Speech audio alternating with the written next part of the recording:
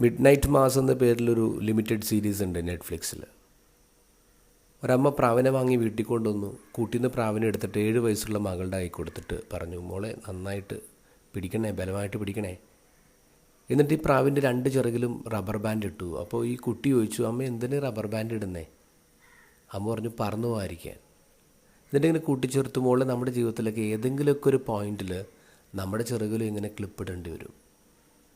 അപ്പോൾ അമ്മയുടെ ജീവിതത്തിൽ എന്താ ക്ലിപ്പിട്ടെ? കുട്ടി ചോദിച്ചു. നീ ജനിച്ച ദിവസം.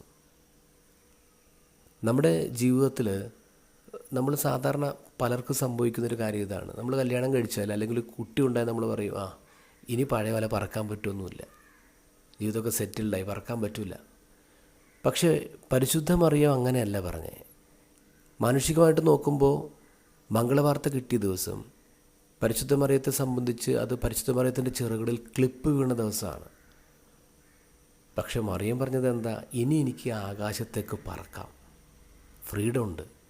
ഈ ആകാശം എന്ന് പറയുന്നത് നിയന്ത്രണങ്ങളില്ലാത്ത ഇടമല്ല.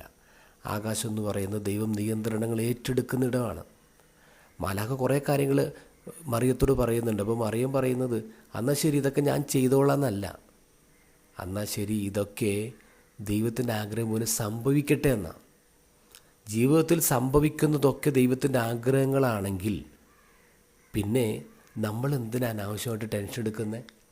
നമ്മളെന്തിനാ ആകുലപ്പെടുന്നത്? നമ്മളെന്തിനാ സങ്കടപ്പെടുന്നത്? കാരണം സംഭവിക്കുന്നതൊക്കെ ദൈവത്തിൻ്റെ ഇഷ്ടമല്ലേ.